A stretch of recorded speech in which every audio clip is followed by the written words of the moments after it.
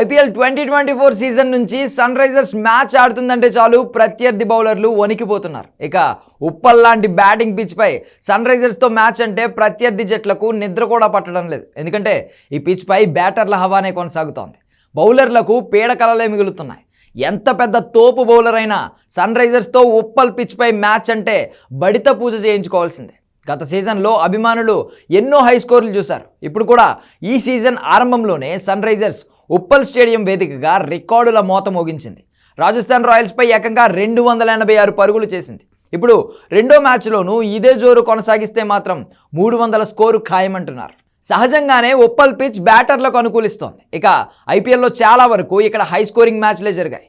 గత సీజన్లో 4 సార్లు 200కు పైగా స్కోర్లు నమోదయ్యాయి. పైగా విధ్వంసకర బ్యాటర్లుగా పేరున్న హెడ్ క్లాసెన్, అభిషేక్ శర్మ, ఇషాన్ కిషాన్ మళ్ళీ రెచ్చిపోతే లక్నో బౌలర్లకు చుక్కలు కనిపించడం ఖాయం.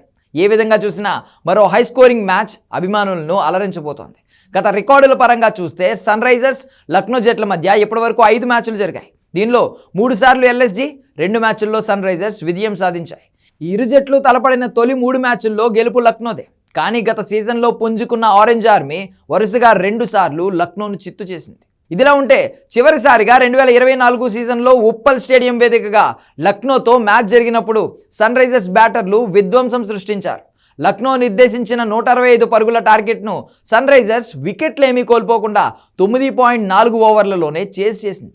ట్రావిస్ హెడ్ 30 బంతుల్లోనే 89 పరుగులు చేసి ప్రత్యర్థికి విశ్వరూపం చూపించాడు.